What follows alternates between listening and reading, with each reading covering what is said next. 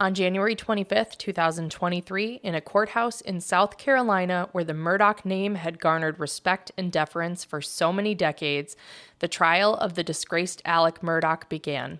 The trial lasted 28 days with more than 70 witnesses, including Alec Murdaugh, who had to testify in order to explain to the jury why he had consistently lied to the police about being with Paul and Maggie just moments before their deaths.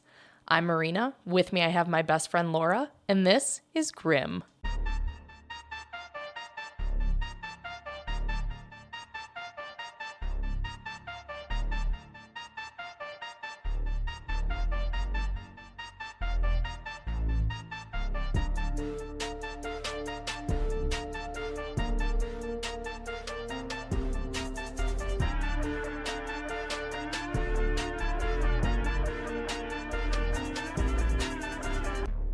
Part 3. Un, deux, trois. Before we start, I just want to say thank you to all of our gremlins for their love and support. We know you guys have all missed Colby and felt her absence, as have we, and you guys have all had nothing but kind words and well wishes for Colby and for Laura and I.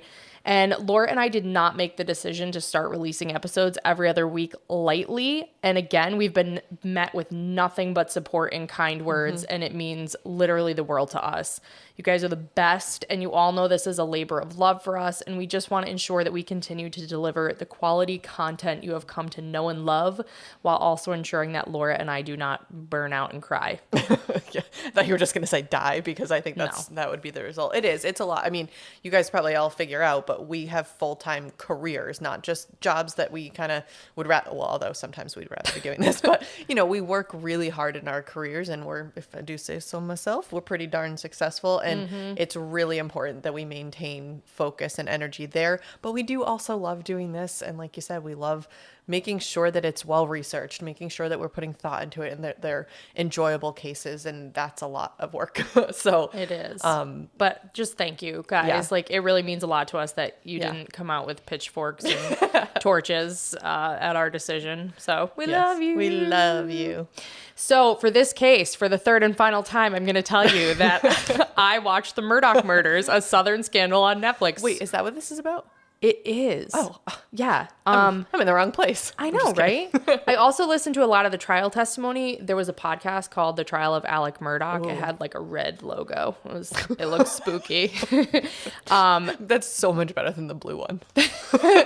But they also had interviews and stuff. So, and somebody recommended it to me, and I was like, oh, I'll listen to it if it's not like, 100 episodes, and it was like 350. So, oh my gosh.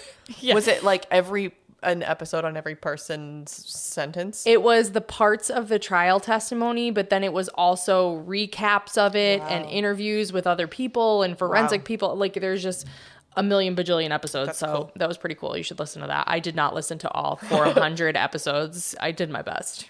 I did my best. I know you did. Same thing with the trial. I wish I could have listened to every second of it, but I just unfortunately couldn't fit 28 days of court hearings into my current schedule.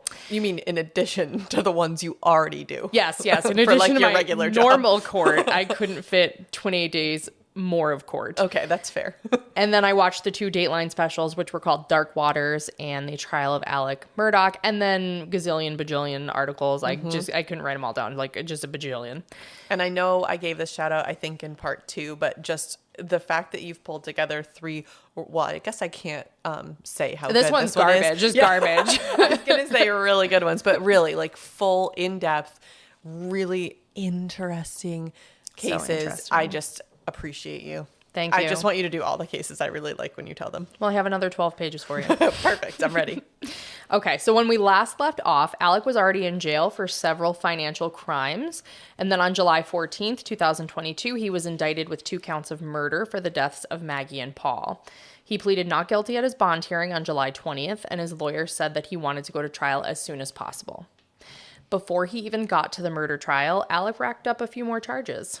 In December 2022, he was indicted on 9 counts of tax evasion for failing to report almost $7 million in income from 2011 to 2019. Oh my, that's so many taxes. He owed the federal government almost $500,000 in taxes. Actually, less than I thought. Really? Yes. Yeah. Yeah. You know what they say, the only thing in life that's certain is death and taxes. That's what this whole case is about. Death and taxes. That's also the Lori Vallow case. That was all death and taxes. True.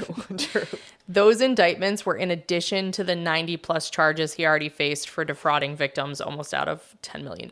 Is that out of almost $10 million? Yes. Yes. Mm-hmm. Lots of words. Mm-hmm. Is 90 charges a lot? It seems like a lot. It's a lot. Yeah. Okay. It's a few. That's a few charges. Seems like more than one. It's more than one, more than 2 even. Wow. It's a lot. That's a lot. Jury selection in the murder trial started only 6 months after his indictment in January 2023, which is pretty fast. Pretty fast. He was officially being prosecuted for 2 counts of murder and 2 counts of possession of a weapon during the commission of a violent crime for both Maggie and Paul. And I mentioned in the opening that the Murdaugh family had previously been kings in the 14th Circuit courts. Now, before the trial started, they had to remove a picture of Alec's grandfather from the courtroom wall. Interesting. Awkward. That's crazy. And like, what did they think was gonna happen? The jurors were like, "There's a family resemblance here." His name was probably on the plaque underneath the picture. That's crazy. Awkward. Yeah. You remember when we used to do Awkward Turtle? Mm-hmm. So at trial, the state was represented by lead prosecutor Creighton Waters, which doesn't that sound like it would be the Southern prosecutor in a novel? Yes. Creighton Waters. He worked for the South Carolina Attorney General's office for more than 24 years. The Attorney General's office was involved in the prosecution in lieu of the solicitor's office because Duffy Stone, the current solicitor, recused himself from the case on August 11th, 2021, based on a conflict. I thought maybe that's where you were going. Yeah. The timing coincides with that third SLED interrogation, at which point SLED was focusing on Alec as the lead suspect. And in case you're like me and forgot what SLED was, it was highly confused. South Carolina Law Enforcement Division. Thank you. You're welcome. Alec was represented by Dick Harpootlian, who had 30 years of trial experience as a prosecutor, defense attorney, and civil litigator. He's also a state lawmaker and former chair of the South Carolina Democratic Party. He was co-chair with Jim Griffin, who was previously an assistant U.S. attorney in the District of South Carolina. So they sound impressive. To me, at least. They sound smart. The trial began with opening statements, which we don't have in Connecticut. But like closing statements, the state gets to go first because they have the burden of proof. So they get to set the scene for the jury. The opening arguments are like a roadmap for what each side intends to prove and argue. That is a very helpful description. And I know you've told us that before, but it still just is strange to me that we don't have, that you just wouldn't have opening arguments. I know. Opening statements. I think it makes a little bit of sense, though, because you could say something in the opening argument that doesn't end up playing out at trial. If you say like something that ends up getting excluded or just doesn't pan out, and now the jury's wondering about it, or they clung to it and they're like, I remember that happening. So at least with closing arguments, now you know what got into evidence and you can create a synopsis of all of that evidence. So I guess I could see it, but I think opening arguments are great because you're telling the story in advance so that the jurors understand what you're trying to elicit from these witnesses. Yeah. I like the concept that it's a roadmap for what to expect, especially after our last legal corner learning really how much burden the jurors have to evaluate what's happening, to understand what's happening, and in a place that they typically wouldn't. So correct. So prosecutor Creighton Waters did a great job, in my opinion, in his opening. He left a lot to the imagination, but he gave the jury the roadmap of what he intended to prove. He explained the crime scene in less graphic terms than the defense, ironically, and then started chipping away at Alec's credibility right out of the gates, noting that he lied about being at the dog kennels minutes before Maggie and Paul's deaths, and then questioned the timeline of his actions that night before calling 911. The state concluded that the circumstances in Alec's life leading up to June 7th were a perfect storm that came to a head and resulted in Alec killing Maggie and Paul. The defense's strategy out of the gates was to humanize Alec for the jury. Motive was a big issue in this case, and the question everyone was asking was, why would Alec do this? Dick Harpootlian says right away, it's an honor and a privilege to represent Alec, a loving husband and a loving father incapable of the crimes with which he was charged. The defense then went on to try to describe the crimes in such a way that someone could not imagine a loving father doing such a thing to his son. I can see why they went with this approach, but I think they took that thread a little too far in some instances, and my mouth was actually wide open listening to it. No way. Here's just an example. Oh, boy. Dick said in reference to Paul, the second shot ended up, and will be some question about the direction of that shot, but ended up entering his skull cavity, and the gases from that shot really exploded his head like a watermelon hit with a sledgehammer. Oh my God. All that was left was the front of his face. Everything else was gone. His brain exploded out of his head, hit the ceiling in the shed, and dropped to his feet. Horrendous, horrible butchering. So to find Alec Murdaugh guilty of murdering his son, you're going to have to accept that within an hour of having an extraordinary bonding. You can see it in the Snapchat that he executes him in a brutal fashion. Not believable. Not believable. I'm with you on I see the angle they were going for. My God. But I don't think that helped. A watermelon with a sledgehammer in reference to a human head. To your client's son. Your client's son's human head. Wow. What a horrifying analogy. It's extremely colorful depiction. It paints a word. He paints a word picture. It is. Horrifying. But wow. I'm assuming the jury's reaction was much like yours. A gape. Aghast. Yeah. Yes. He wasn't done with the imagery. Oh. He said later, let me give you another fact. You're going to hear the witnesses explain the catastrophic injuries to Paul. His head literally exploded, and whoever shot him was probably no more than 3 feet away, maybe closer, maybe a little further away. His head exploded. You'd be covered in blood from head to foot, in blood. They seized his clothes that night. SLED did. And they, first of all, you'll see in the videos from the officers that arrived that night, there's no blood on him. They didn't find any blood on him. Right, because he changed. You can see what they're getting at again, but like for the average person to hear about like a Carrie level of blood showering from this Carrie level watermelon sledgehammer situation, like that's jarring. It is, and it actually reminds me of, I was trying to think which case it was. I think it was Eileen Wuornos, where that was actually also the defense's, where it was now I don't remember which one it was. Maybe it was not that, but that they were going for, it's such an intense, awful death that it couldn't possibly have been her, but it had the exact opposite effect. Right. And that's the only problem. If it backfires on you, as soon as it switches over, they're like, oh, well, fuck this guy, because his son's head with the watermelon and sledgehammer. Yeah, exactly. And that's all they have in their mind. The defense tried to get ahead of the dog kennel issue up front in the opening statements. Regarding the timing, Dick said that the cell phone records indicated Alec had less than 10 minutes to commit the murders, get to the house, get in his car, and leave. And if that were the timing, Alec would be covered in blood. Then they try to say that Alec never really had an alibi.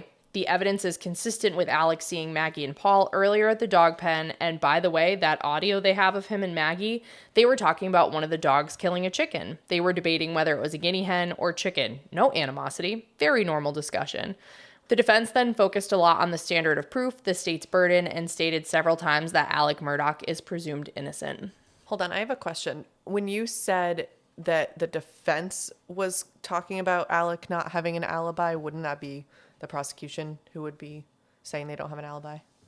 I don't know that I fully get into this. There was testimony about it, but the state was arguing that Alec tried to set up an alibi with phone calls and the timing of things, and the defense was saying, nope, he just had this normal night. It's just the way it played out. He didn't have an alibi. Okay, That's a great question. Which is actually my biggest fear. If I'm just like at home watching TikTok, well, then maybe you could look on my phone, but still, like, you can. And then I don't know, things like that make me nervous. Or I was taking a nap. I don't know, like by myself. Can anybody verify that? I know, it's scary. I know. After opening arguments, the state presented its case first, again because they have the burden to prove the defendant guilty beyond a reasonable doubt. Prosecution called 61 witnesses and introduced 500 pieces of evidence over the first 17 days of trial. That is a whole lot of lawyering. Holy moly. How do you even have 61 people talking about this? There's a lot of people. It's crazy. So many people. I actually remember a time, I think I was an intern in law school, and my husband showed up to a trial for us to listen to testimony. And for like an hour, they were talking about when this man peed in the morning. They were like, was it when you got up from in the morning? Is that when you normally go to the bathroom? What about when did you next go to the bathroom? And he was like, I'm all set. Like, how is this real life? And that's... I get it, because, like, I know a lot of it is, like, on technicality and on the details and all that. But I would crack under pressure, even if I weren't guilty. I'd be like, I don't know what time I pee. Define pee. Like, what do you mean by drop, pee? a waterfall? Yeah. I don't know. Did I think about peeing? Maybe. I don't know. Okay, so Laura, don't testify. Don't testify. Please. It would be so bad. Okay, so I'm going to apologize in advance if any of this discussion is a bit choppy. That's sort of the nature of the beast with trial testimony, because each witness presents facts or evidence, and the state or defense can seek to weave in to a coherent story. So it may be a little choppy. If you have any questions, feel free to interrupt me. I will. I know, you will. So the state started by presenting the officers who were first on the scene. The state called Sergeant Daniel Green, who was wearing the body camera, as well as SLED Special Agent David Owen, who was the one who had interviewed Alec on the 3 occasions. The state clung to something in an interview that they felt was a confession. When Agent Owen interviewed Alec in the car on June 10th, 2021, Alec broke down and said something that sounded like, "It's just so bad, I did him so bad." The defense attorneys argued on cross-examination that's not what he said. During the trial, defense attorneys slowed down the interview and argued that he actually said, "It's just so bad, they did him so bad." I'm actually going to play the regular speed clip of it for you, and you can tell me what you hear. Oh, boy. It's tough. It's just so bad. They did it so bad. What did you hear? A did it so bad. I get like it. I can hear it's like Laurel and Yanni.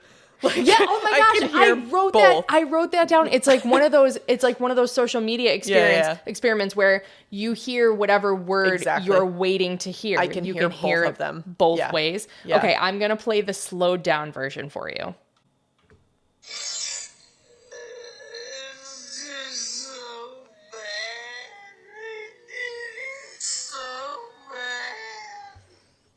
Okay. First of all, that's creepy as fuck. Real creepy. Second, his voice is so much higher, and I meant to say this in the first one, than I expected. Like several octaves higher than I expected. It made me think of Robert Wone when that guy called 911 and they were like, ma'am, calm down. Oh, yeah. It is. Yeah. And third, I do feel like it's they. I heard they on the very slowed down, but in real life. And you know what's interesting is the defense attorney said, "Did you hear they then?" And he's like, "No, sir, I still heard I," or, "I'm just telling you what I thought I heard." And the defense attorney was like, "Well, that's up to the jury, right?" It's literally up to the jury to decide what he said. It's up to them. If they say he said they, that's what he said. If they say I, pronouns right now. I know. I said a lot of words. They, I. Yeah. You knew what I meant, though. I did. Wow, though. I mean, and even if he said they, I'm not sure. I guess that takes away the possibility of it being a confession, but I don't think it exonerates him. Like, he still could have meant, like, how they were treated. I don't know. There's a million things he could have meant. I don't know. Even if he said I don't think it's necessarily a confession. No. Could have just been like he wasn't there when it happened. Yeah. Like I did him so bad. So we'll just disregard that piece of evidence. I don't think we can do that, but I will. Throw it out. I'm throwing it out. It's done. I don't like it. It doesn't help me. And I thought you might like this. I wrote this down. This is a little grim legal corner fact for anyone who doesn't know. It's super. I definitely don't know. It's relatively generic, but I just didn't know if you would know this. The party that calls the witness questions them first, and it's called direct examination. Mm-hmm. And then the opponent cross-examines the witness. And then on direct examination, you're not supposed to ask leading questions. You're supposed to ask questions like, then what happened? And what did you see? Whereas on cross-examination, you're like, and then you went in there and you saw him hovering over the bloody body, didn't you? See, do you see the difference in those two questions? I did, but I didn't know. I wonder what the rationale for that is. Because you're not... Because it's your witness. Yep, you're yep. trying not to put words in their mouth. Got it. Oh, so I really appreciate you doing this entire part because it's allowing me to live out my fantasy of being a lawyer without actually doing any of the work to become a lawyer. And for that, I thank you. You're welcome. Yeah, skipping LSATs in the law school. It's really... in the law school. 10 out of 10 would recommend. 100%. Yep. So as I mentioned earlier, the defense brought up in the opening that Paul's head exploded, but that Alec didn't have a drop of blood on him, so he must not have done it. The state's argument was that Alec had time to clean up. And was in a crisp white shirt when he was found. So yes, I think that that's very likely. Super crisp. Yes, like our audio. In Paul's Snapchat video around 7:30, the one where Alec was trying to fix that fruit tree, he was in a blue button-down shirt, khaki pants, and brown boat shoes. The state called the Murdaugh's current housekeeper as a witness, and they testified that the shoes in the video were nowhere to be found since the murder. Because those are probably harder to clean than clothes, right? So maybe Alec changed out of the blood-stained clothing. Or maybe he was also wearing a raincoat. That would be incredible forethought. The state called Shelley Smith, Alec's mother's caretaker, and she testified that 2 weeks after the murders, Alec showed up in the early morning hours with what Shelley thought was a bright blue balled-up tarp. She said he brought the tarp upstairs and she didn't see it again. Investigators searched Alec's mother's house and found a balled-up bright blue raincoat in the closet upstairs. They seized it and it tested positive for gunshot residue. My jaw is hanging open. I thought you were kidding. No. About that. Oh my God. That is so cold and like calculating. I know. And I don't know if he was actually wearing a raincoat. No. You would think there'd be more forensic evidence on it if that was the case, but why was he hiding a balled up raincoat in his family's closet weeks later? And they didn't say that they found blood on it though. No. Would you have if he like rinsed it off and put bleach on it or whatever you do? I think it depends. It depends. Allegedly. It appears that there could have been blood on it. I guess he could have, like, they do hunt and all that stuff. I guess that's not that weird to have. That's the problem too that's the problem with the gunshot residue on like anything they own, because they hunt all the time. And if you don't clean your guns that often, and there was much to do about all of this. I couldn't get into every piece of it. It'd be 87 parts. It just would. And coming next week is part 4. Just kidding. Just kidding. In addition to cleaning up himself, the state insinuated that Alec cleaned up the crime scene as well. The state called Dale Davis to testify concerning water pooled in the dog kennels. Dale Davis lived down the road and was responsible for caring for the Murdaugh family dogs and kennels. He testified that there was water at the crime scene pooled in places that it shouldn't be. Dale was meticulous and knew where each dog went in the kennels and where water would be after he washed them. And he also said it was unusual for water to pool in the kennels at all during the summer when it was so warm. He noted that he had made especially sure that water didn't pool near the feed room where Paul was found because the wood wasn't sealed and would rot out from the moisture. Love this guy, by the way, that has meticulous. that much attention to detail and taking care of the dogs. I really appreciate that. We love a dog person. After he would clean up the kennels, Dale also had a particular way to roll up the hose so that it wasn't kinked. In the crime scene photos taken after the murders, Dale reviewed them and said that the hose was not how he hung it up because there was pressure on the hose, and he's much more careful than that. I believe that. But then also in the Snapchat video that the state used to kill, no pun intended, Alec's alibi, it showed that hose was haphazardly strewn on the ground. Already. So then who hung it up? Because that video was at like 8:45. And they're not doing anything that would use hoses, right? Right. Well, I mean, I guess they could have been cleaning the kennels again or like hosing something off. But so who hung it back up? When you said in the last part that there was something about hoses with Alec, I quite literally had no idea what you were talking about. I think this is what you were referring to. I was. Okay. I was. Dale also testified that the dogs were in different kennels from when he left that afternoon. And then there was a moment in the 911 call where it sounded like Alex said here, like he was calling to a dog, but he denied that he ever got any of the dogs out of the kennels. So there was really so bizarre, like this focus on like who did what with the hoses and the dogs and the timing of it all. It's just super bizarre. And the only thing I can wonder was Alec washing blood off of his raincoat and himself outside with the hose after the fact. Like maybe Paul took the hose off for some reason and then Alec used it to rinse himself off and then and the crime scene. And then why would he wash the crime scene off if he's saying there's a vigilante involved? Also, so it had to be off himself, right? I mean, it had to be. Yes. And like, if you've ever tried to wash like anything outside with a hose, like it doesn't just disappear. There would be blood in the water. There was. Oh. Okay. There was blood everywhere. Oh, well, there you go.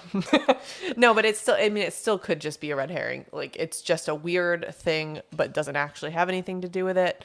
I don't know. I don't know the answers. I had to include it because there was a big to-do about the hoses and the dogs. And unfortunately, SLED didn't test any shower or sink drains for blood, because they indicated that people shed bodily fluids every day. Okay, I guess if you can't do by volume or anything. Right. But it is, with all that being said about the hose situation, it does introduce doubt, right? Like, it does make you think, like, that's weird. Could someone else have been there? Could something else have happened? So, I don't know.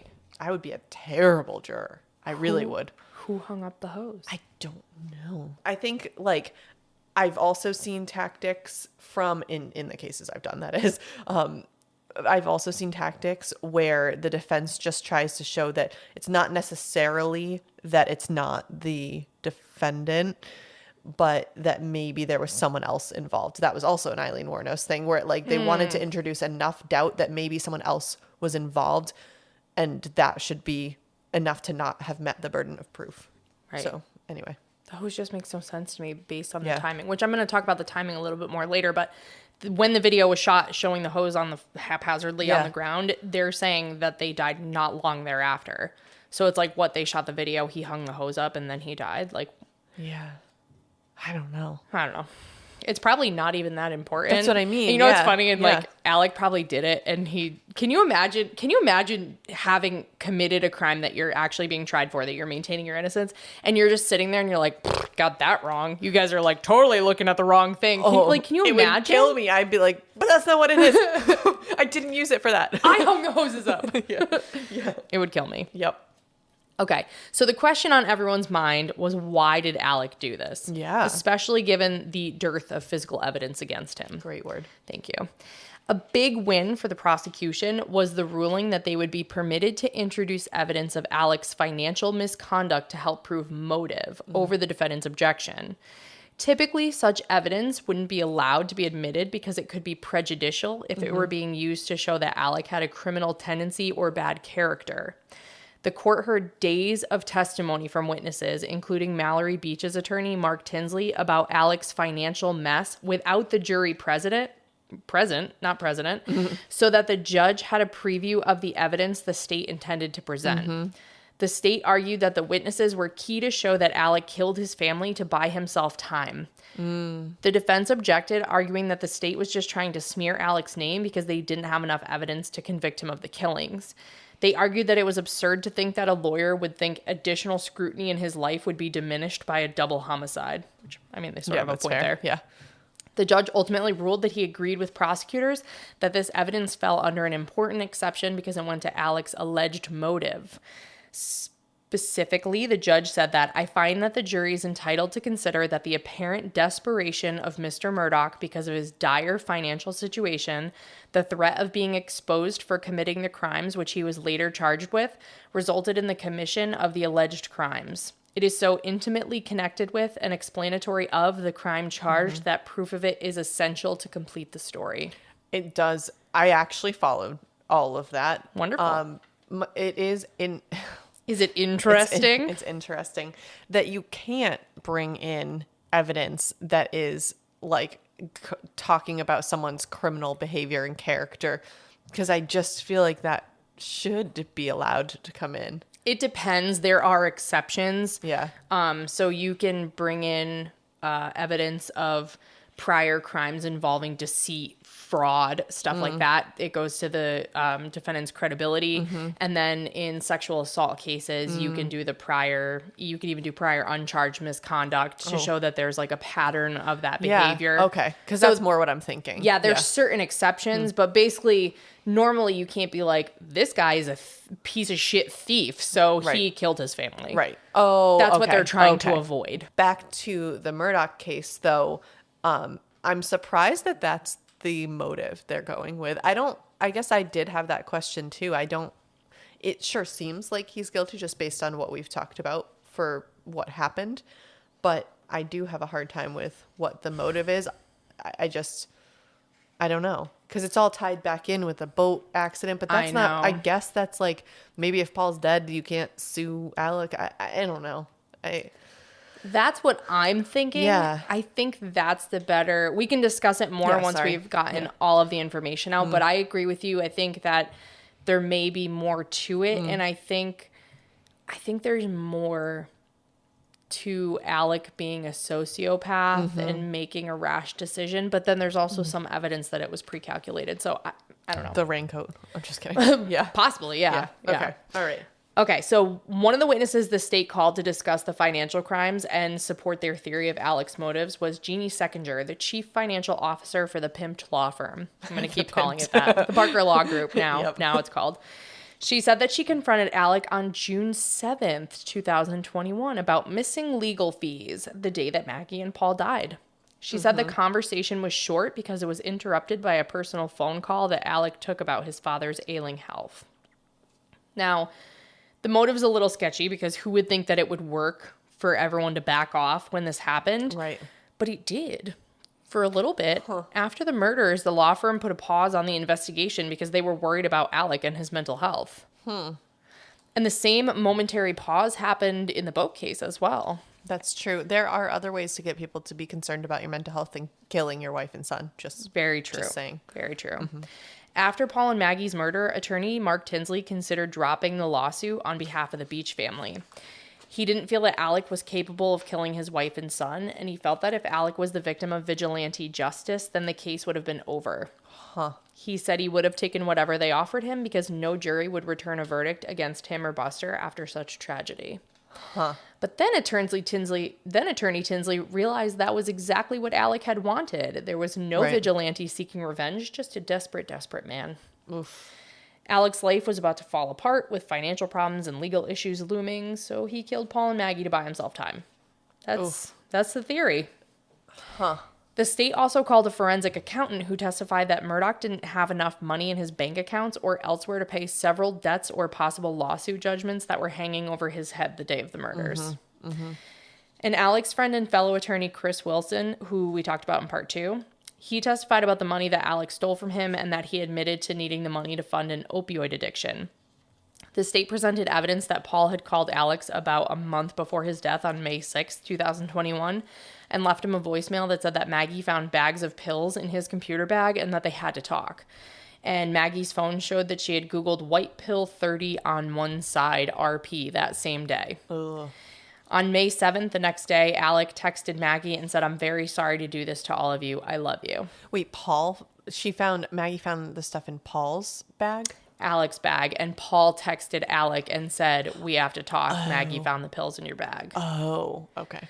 So it seems certain that Alec did actually have an addiction. I remember there was a comment, I think it was on one of the Dateline specials, and it was an interesting point. It's like this very small town where everybody talks and everybody knows everybody's business. Like no one knew about this secret addiction. Like how did word not get around? But then I also saw articles that said that opioid addiction can hide in plain sight. Absolutely. And like he probably knew that there would have been a lot of talk in the town and probably didn't buy it in town. You know what I mean? Like obviously he knew that. So instead he bought it from Curtis Eddie Smith, who he said shot him in the head. You know. Yes, that. According to the Netflix documentary, though, It would take 114 years to consume $10 million worth of oxy pills. Oh, I hadn't thought about the math with that. Yeah, and Alex said that he was buying up to $60,000 a week of oxy pills, and that would buy 750 of the best pills at $80 each, which, according to the Googs, normally go for like $20 to $25 a piece. Oh my God. That's a lot of oxy. Yeah, so, okay. Mm-hmm. And he said that there were some days he took up to 60 pills a day, that it depended on the milligrams. That's so much. A lot. Yikes. It's a lot. We need Colby here for To break down the Googling, metrics. Yeah. It's a lot. That's a lot of oxy. Wow. I know. Anyone who has ever played to hunt a killer will know the key to finding the killer is to look for means, motive, and opportunity. Yes. Or if they've played Clue. Oh, okay, yeah. Sled already knew that Paul and Maggie were murdered with family guns, which is the means. Mm-hmm. The state called expert witnesses who testified that the blackout shells near Maggie's body matched the shells that were on the family's shooting range. And the gun that was likely used to shoot Maggie was allegedly lost by Paul, but there was testimony that it was seen as late as April 2021 by friends who hunted with Paul. They also established testimony concerning how Paul and Maggie were killed. Dr. Kenneth Kinsey, an Orangeburg County Sheriff's deputy and crime scene expert, testified that Paul was standing in the doorway of the feed room when he was shot. Paul's arms were down, indicating that he didn't feel threatened by the shooter or he may have been ambushed by the first shot. There were no defensive wounds or evidence of any defensive movements, and the impact of the second shot to his head was so fatal that any movement was just due to gravity. Based upon the angles, the shooter was standing about 3 feet away to the right of the door, and the shot was fired upwards, spraying blood onto the door of the feed room. Was he must have been facing away. Oh, no. But no, he was facing the shooter. Oh, okay.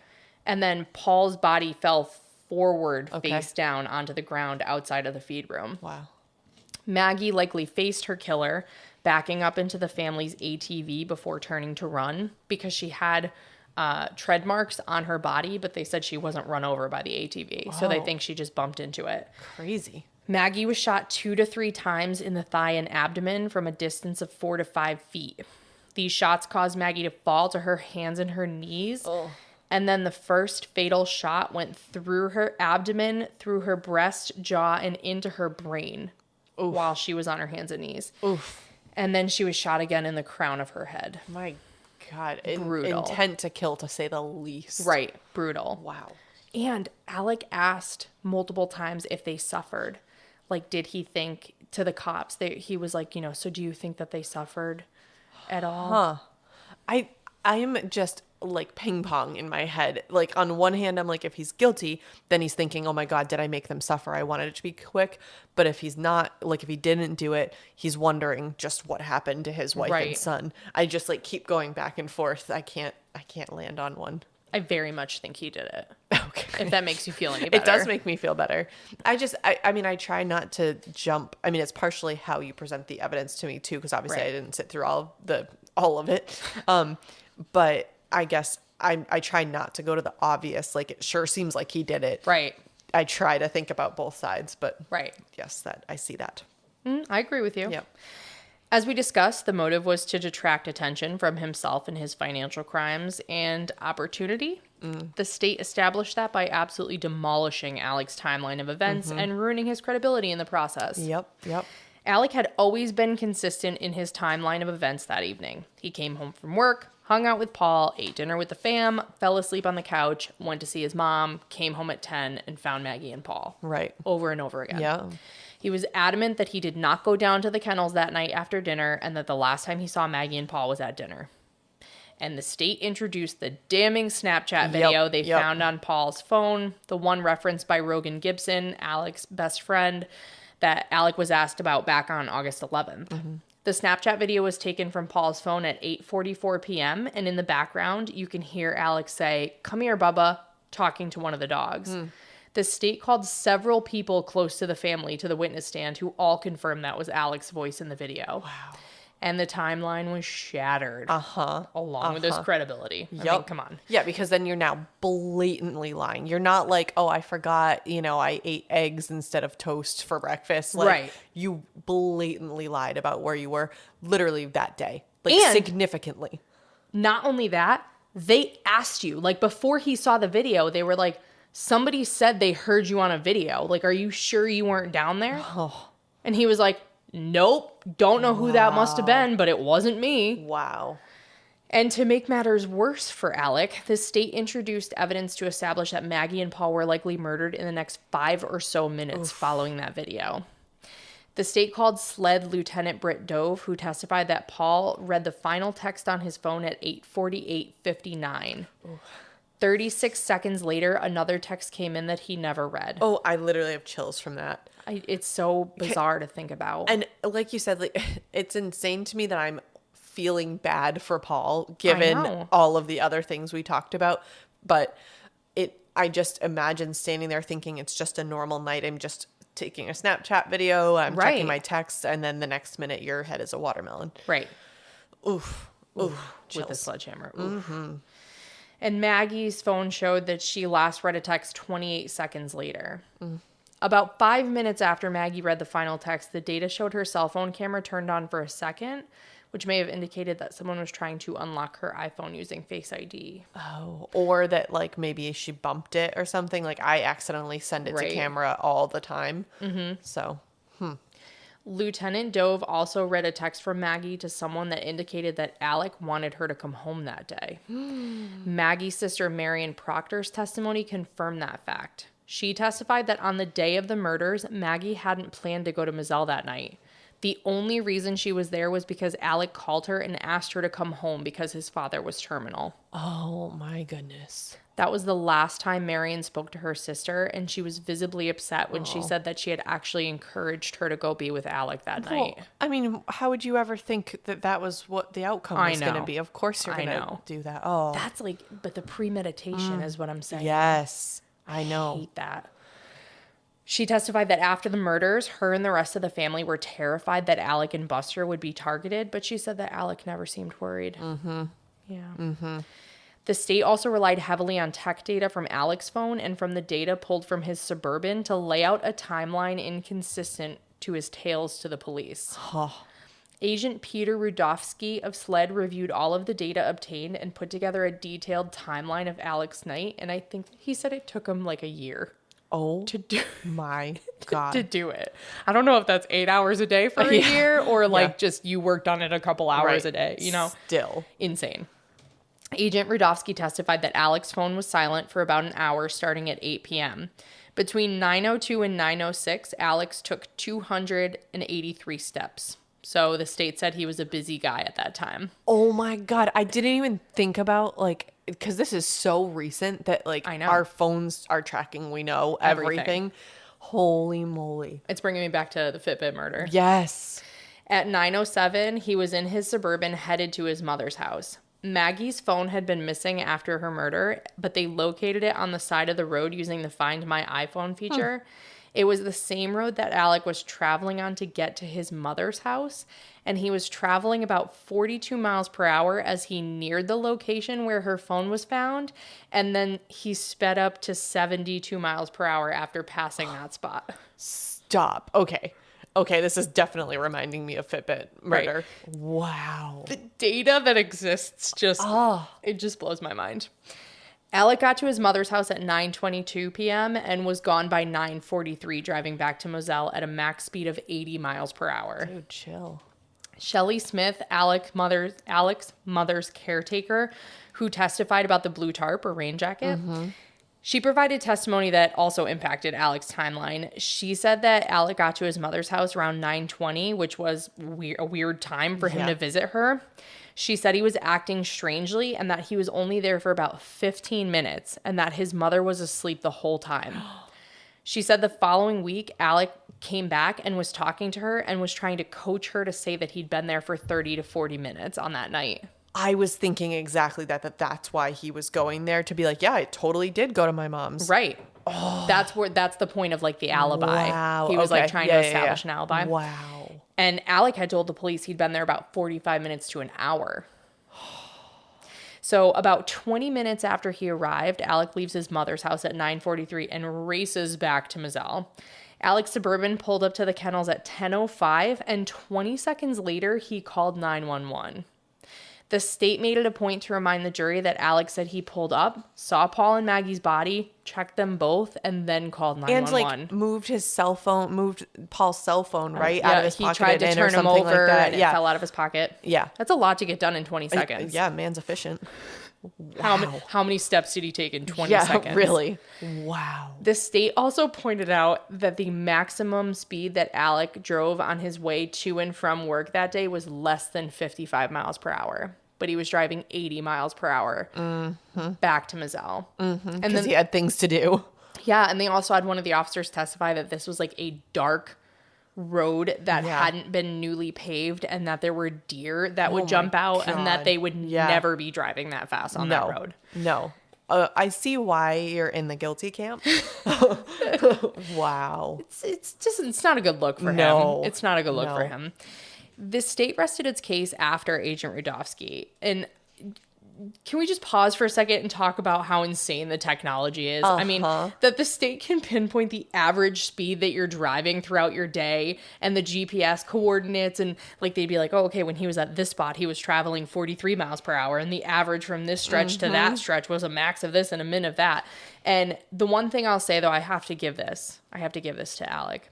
He did not Google how to murder family to avoid jail time for tax evasion and theft. Okay. I gotta give it to him. Hey, Gremlins, listen and learn. If you're going to commit a murder, perhaps leave your phone at home. Yes. In one spot. Just leave it alone. I wrote that the lesson to learn here is don't kill people because you'll get caught and go to jail. But I guess if you're going to kill people, leave your phone at home. We just want to educate everyone here. Just listen and learn. Whatever the lesson may be. Just learn. Okay? We do say stay alive. We don't say keep others alive. So That's true. I like that. So the defense was up next. The defense's strategy, in addition to questioning how a man could do this to his wife and son, was to try to make the police investigation look sloppy.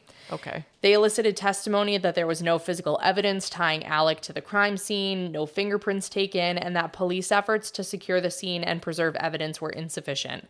A couple examples were that the police were walking near the crime scene without booties on their shoes, and that they covered Paul and Maggie's body with sheets rather than tarps, so critical fiber or DNA evidence could have been destroyed. Which wasn't even necessary, right. Even if that was true. Right. The defense called 14 witnesses total, and the overall theme was that there was no motive for Alec to kill his wife and son, and the forensic evidence didn't support it. Sure, Alec was a thief and a liar, but he didn't kill his wife and son. That was the defense. Okay. They called an expert witness to testify that there was likely two shooters involved in the double homicide. Timothy Palmbach is a former professor of forensic science at the University of New Haven and an expert in crime scene reconstruction and blood spatter analysis. Tim Palmbach testified that Paul was shot first by a shotgun and then Maggie was shot by a rifle. He said it was structurally difficult for a shooter to have two long guns on them. And he also opined that because Paul was shot at such close range, the shooter would have been stunned by the explosive violence of the shot, temporarily incapacitating them, which would have tipped the scales in favor of two shooters. Interesting. I follow the logic. I am not an expert, so I can't really counter it. He was only paid $13,000 for his opinion. I could have that opinion too. I know, right? I'll say whatever you want. Just kidding. The defense also called a forensic engineer who specialized in ballistic incident reconstruction named Mike Sutton. Mike Sutton testified that the two bullet holes made by the AR-15 that killed Maggie were likely shot by someone between 5'2" and 5'4" based upon the angle of the bullets. Alec was 6'4", so he would have to be bending over or have his shooting hand below his kneecap, which wouldn't make any sense. Okay. Mike Sutton also testified that Alec was unlikely to have been able to hear the gunshots if he was home and napping at the time that Paul and Maggie were murdered. He tested the theory at Moselle, and he said you could barely hear the gunshots in the house even when they were all listening for it. The defense also called a forensic pathologist, Dr. Jonathan Eisenstadt, to review the reports of Dr. Ellen Reimer. who was the forensic pathologist for the state. Okay. He agreed with Dr. Reimer on 4 of the 5 shots that happened to Maggie, but he believed that one of the shots that Dr. Reimer said went through Maggie's chest and into her brain actually went through her brain and then down into her chest. So he was saying it went in the other direction. Oh. He also believed that the shot that killed Paul was a point-blank shot to the back of the head, fired downward. Oh. Not fired upward like she had said. And Dr. Kenneth Kinsey is the one whose testimony I went through. Mm-hmm. He's the one that summarized all of this, but she was the the expert coroner, or the forensic pathologist, who went through this stuff. He said that the spot where Paul's skull was missing was likely where the shotgun was pressed against his head, and Tim Palmbach agreed with Dr. Eisenstadt's assessment. The defense needed to establish these different opinions concerning the bullet angles in order to make the 2-shooter theory work. That's so aggressive to go with a 2-shooter theory, because I feel like you're adding so much more to prove. I don't know. You are, but maybe that's why Alec used 2 different guns, because why else would you use 2 different guns to do it? I was thinking about that when you mentioned the AR again, that it was surprising that you would use 2 versus just why not use, because I'm assuming we're getting into Laura's lack of knowledge here again, but in the shotgun, would you have to reload or anything? Mm-hmm. Maybe that's why. Yeah, because there's only 2 cartridges and Paul was shot twice, so maybe he just dropped that gun and grabbed another. But he may have also been considering, hey, 2 guns, they're going to think 2 people. It would be confusing. Right. You know? Suspicious. Interesting. So Alec elected to testify, and at first I thought, man, what a bad idea. I still think so. But honestly, he didn't really have a choice. He had to explain the lies he told to police about not being at the dog kennels, because if he doesn't, he's just a liar with no explanation. Okay. If he does testify and the jury don't believe him, well, then he's still a liar, but he tried. And there's an off chance that he testifies and the jury believes him, right? I mean, it's like a lose-lose win. Yeah. Yes. Yes. Which way did it go for him? Lose. Okay. The defense came out swinging and asked him point blank out of the gates if he killed Paul or Maggie. Ooh. Alex said no, he would never intentionally hurt either of them ever. Interesting choice of words. Very interesting. So did he do it unintentionally? Uh-huh. Alec straight up admitted to lying to the police. And again, he really had no choice because he got busted. Totally caught. Yeah. He got busted. He said he lied because the opiates he took made him paranoid. He said that he had paranoid thoughts and he wasn't thinking clearly, and that's why he lied about being at the kennels. And then once he lied to the police, he just continued to lie, and he said, "What a tangled web we weave." I would consider believing that, I think, if I were on the jury. Maybe not after sitting through everything else. I don't know. He seems just wishy-washy, and I don't know. He seems like a lawyer. Yeah, that's true. Yeah. He said that he wasn't capable of reason that night, and he lied about being down there, and he's so sorry that he did. Mm-hmm. I bet he is. So sorry. Completely changing his story for the first time, he said that he went to the kennels for a brief time after dinner before coming back home and snoozing on the couch, and then everything else happened the way that he said it did. Hence whether you could hear gunshots if you're napping. Right. Okay. Yep. Yep. And Alec testified that he was addicted to painkillers and that he'd been spending so much money on oxycodone and Oxycontin. He originally hurt his knee playing football in college and had a couple of surgeries. He started out taking hydrocodone, but then moved on to Oxy and was addicted quickly.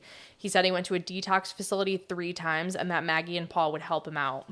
He testified later that one of the reasons he didn't pursue being a solicitor in 2006 was because he was already addicted to prescription pills at that time. The black sheep of the family. Yeah. Some of his testimony was bizarre. This is an unnecessary tidbit, but it just cracked me up. So they were discussing Maggie's iPhone, and he said that he'd provided the passcode for the phone and that he knew that there would be GPS data on it. He said he had nothing to hide. He was just trying to be helpful. Mm-hmm. He said Maggie loved to use the Find My Friends feature and surprise people. His example was that she would see someone was at Walmart and would text them and say, hey, pick me up a TV while you're at Walmart.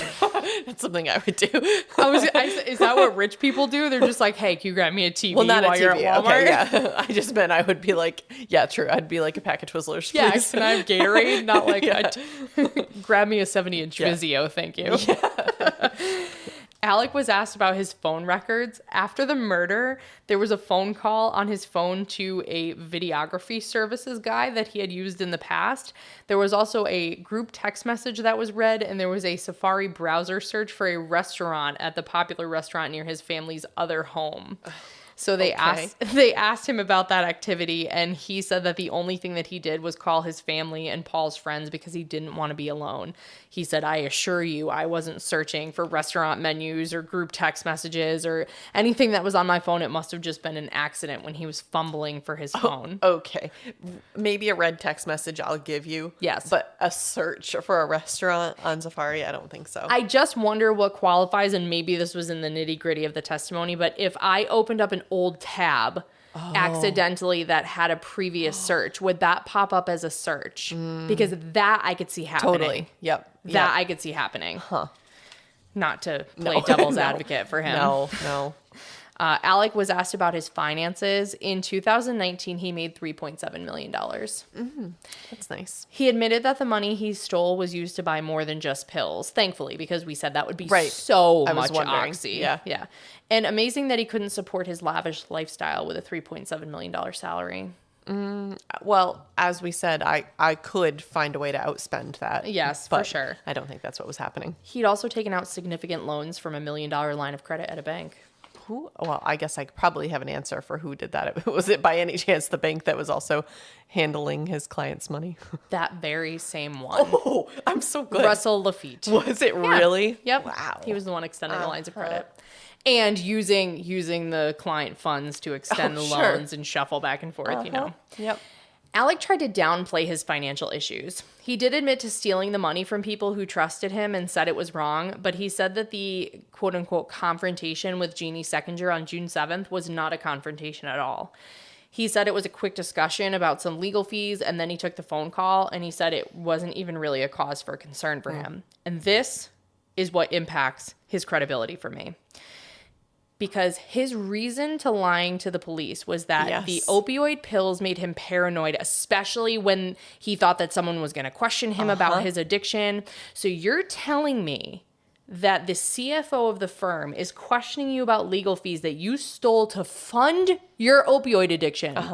And that's no big deal. You read my mind, even on any of the other points he's made where he's downplayed something. Yeah. But conveniently, when we're talking about your alleged alibi for a murder, well, that's when you were paranoid. Right. No, I'm totally with you on that. Like that, he should have been like, yeah, I was super concerned, but it didn't make me kill my family. Like he just should have, I don't know, leaned into it more. Yep. He also downplayed any concern for the impending financial disclosure that he may have had to make on June 10th. Also stupid, though, because that was your motive. Right. Or fine. Allegedly. He said his bigger concern was the motion concerning the change of venue and that he had just worked on the financial declaration already and it was ready to go for that hearing. NBD.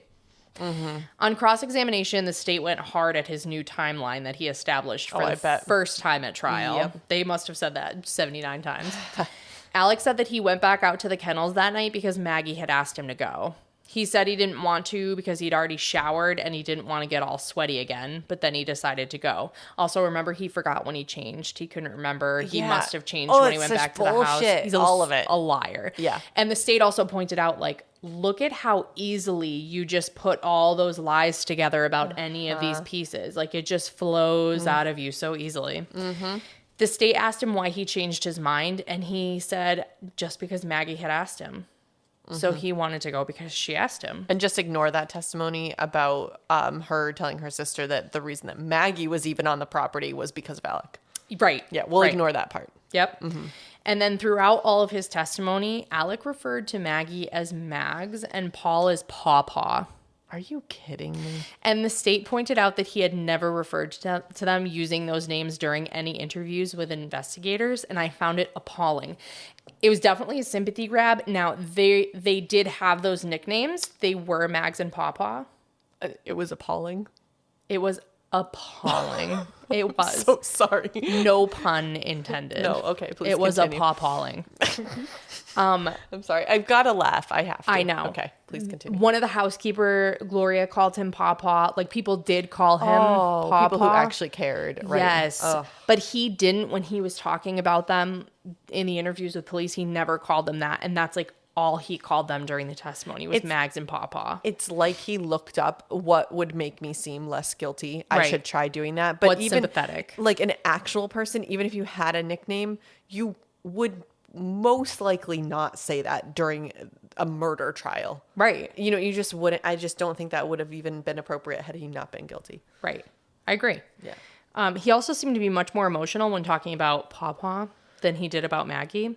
I read an article that said Maggie had consulted a divorce attorney a few weeks before her murder and that she was looking into their finances to determine the extent of their marital estate for the divorce. But that was disputed by those closest to Alec. I didn't see anything confirming that, but it could explain some of the reactions to them.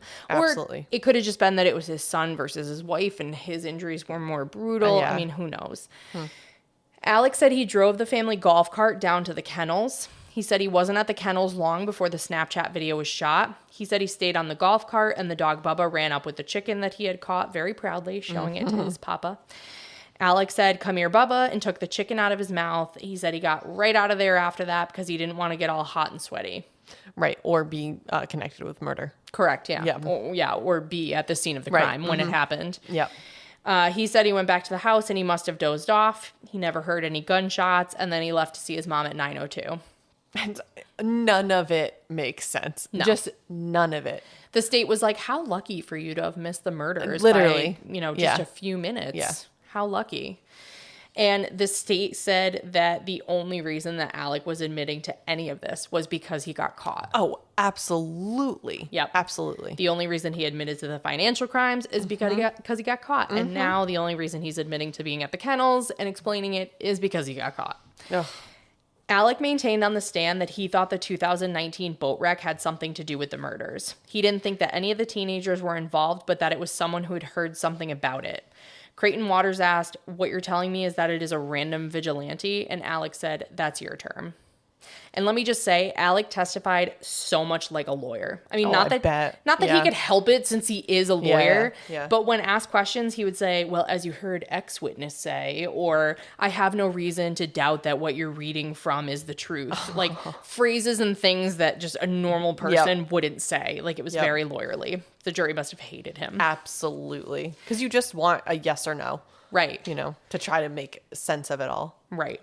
And then Alec's brother, John Marvin Murdaugh, was the last person to testify for the defense. He said that he went to the crime scene at the dog kennels that night and it hadn't been cleaned up. Oh. He said, "I saw blood, I saw brains, I saw pieces of skull." He was crying and he said, "For some reason, I thought it was something that I needed to do for Paul to clean it up. I felt like it was the right thing to do. I felt like I owed him and I started cleaning. I can promise you no mother or father or aunt or uncle should ever have to see and do what I did that day." Oh, that poor guy. He said he made a promise to Paul to find whoever did this, and he hasn't found that person yet. Oh, interesting. That's quite a dramatic way to close out your case. Is. So the defense rested their case, and for what it's worth, solid effort trying to plant reasonable doubt in the jury's mind with the two-shooter theory and the issue with the shooter being shorter than Alec was. Say that Shorter 10 times shooter. fast. Not bad, just trying to plant those little seeds. Yep. The state has the burden, so they have the final say, so they got to do a rebuttal case. After the defense's case, they called a crime scene forensics expert, again, Dr. Kenneth Kinsey, who criticized the methodology of Mike Sutton, who was the one who commented about the shooter's height. Yep. Kinsey said there were too many variables to determine the shooter's height with any certainty. And then he also criticized Tim Palmbach's testimony, saying that the analysis was preposterous. Was that the one that said it went in the different direction? The two shooters. Yeah. Oh, yeah. Okay. The state also called two attorneys who worked with Murdaugh, a local sheriff, and the pathologist who conducted the autopsies to respond to the points made during the defense's case. The prosecution rested, and then came closing arguments. The state's closing argument lasted more than 3 hours. Oh my God. That is so intense. You know, after hour 2, you've lost people, honestly. I would be enthralled to listen to him. You've lost most people. But to just go through, I mean, there's so much information. Yeah.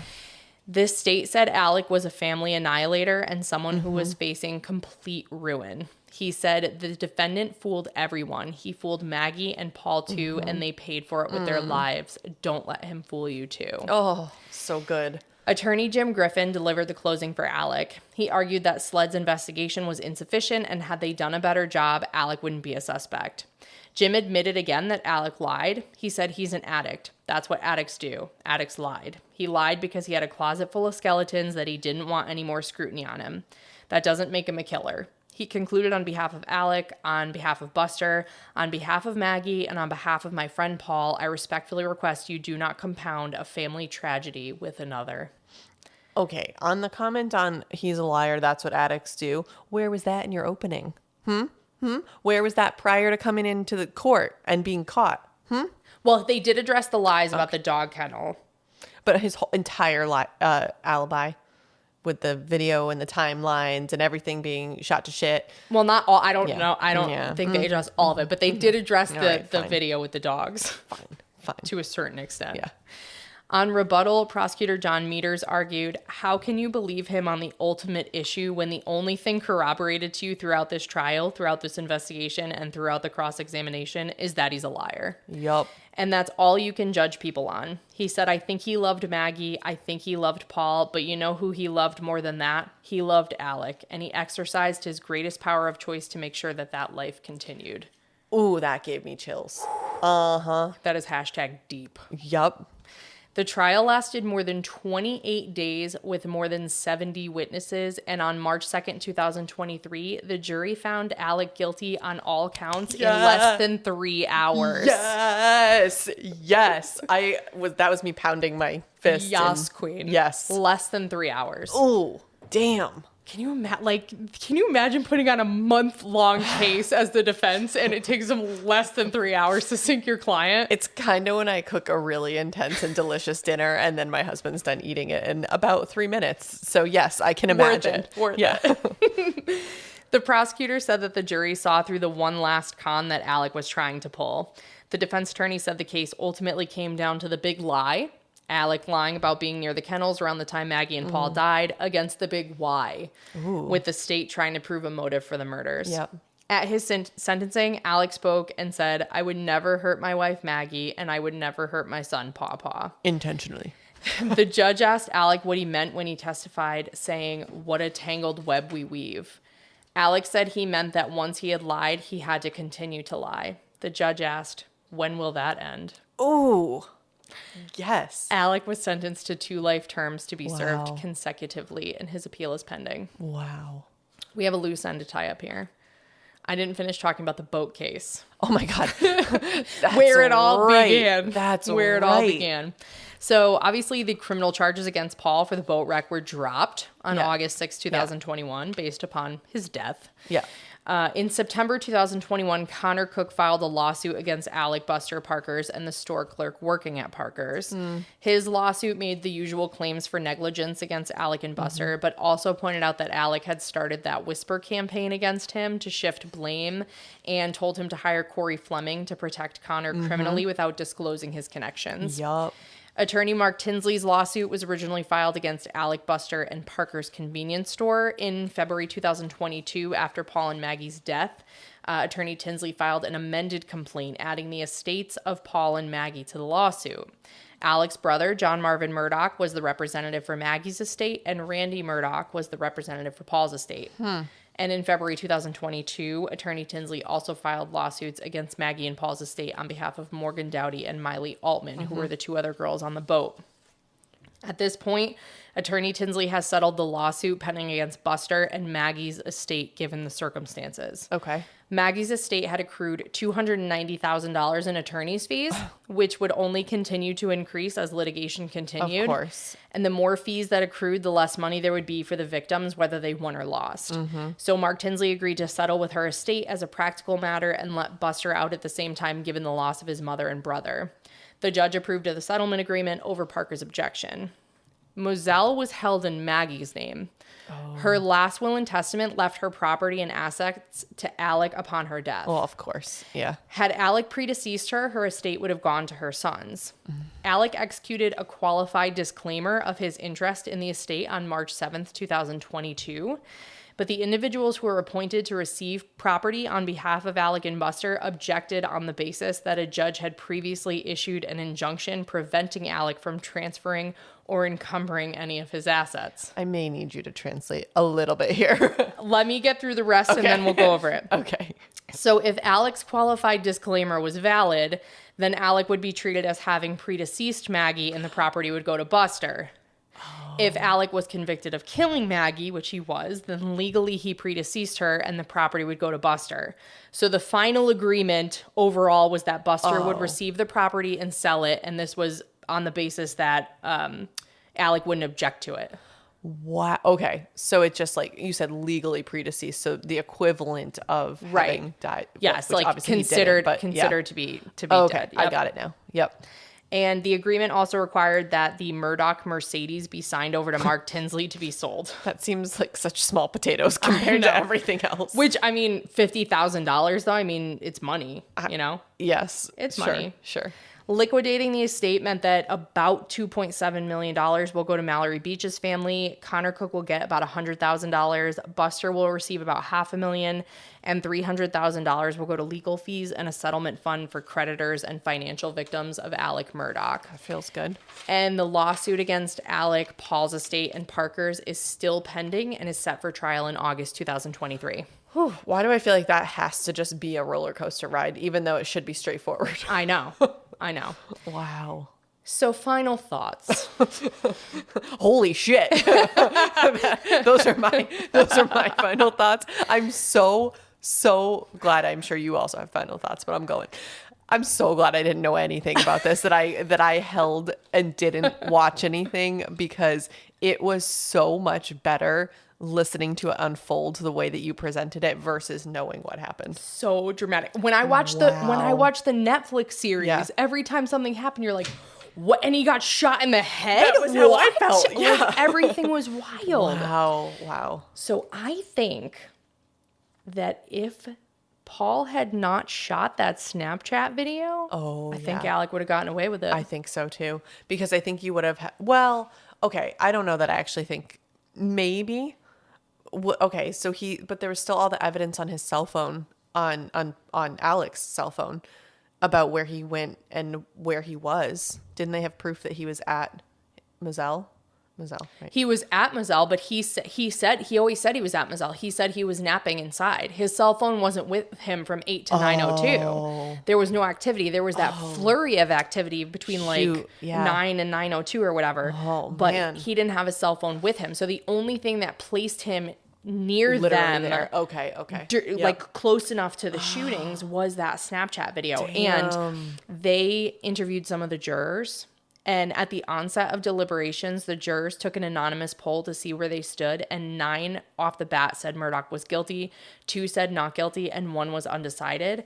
And after they talked through their concerns, all decided to convict him. Wow. And they said the key piece of evidence that swayed them was the Snapchat video. Yep. And they said that it was like Paul was speaking to them from the grave. Ooh, I was thinking that that was his last, wow. And the other thing that I actually kind of I love this journey for him, is that in order to try to save his ass on this murder charge, Alec had to get up and admit under oath this slew of financial crimes that they can use against him in his other trials. Because he admitted it under oath. So fucked. And should be. Yes. And should be. But yes. Wow. Yeah. What an insane ride. I know. Tragic. Let's not obviously forget about that, because It's just there were lives lost that never should have been lost, and just people are terrible.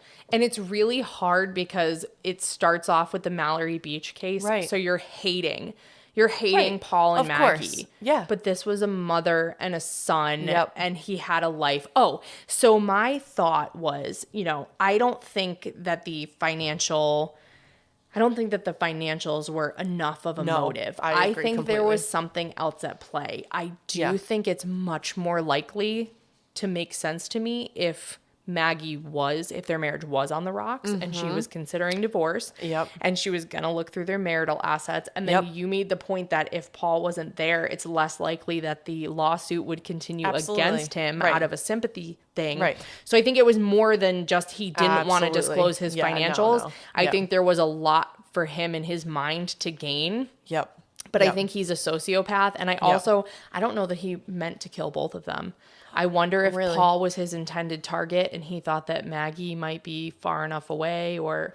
No, I don't think so. so. No, because he asked her to call. Yeah.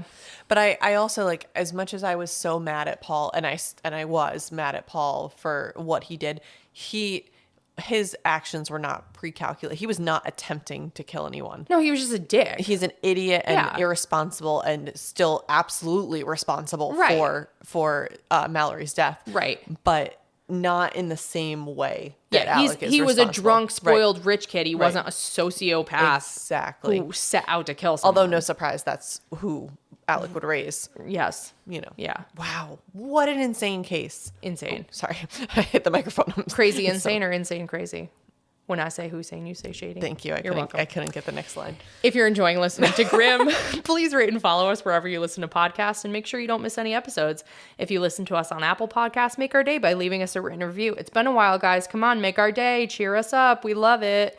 You can find our page on Facebook by searching Grimm: a True Crime Podcast. If you want to subscribe to our Patreon, you can go to Patreon and search Grimm: a True Crime Podcast. Follow us on Instagram at Grimm Crime Podcast for information on future episodes and case photos. If you want to send us a case suggestion or just say hi, you can email us at grimmcrimepodcast@gmail.com. Listen, learn, and stay alive until next time, because the future is grim.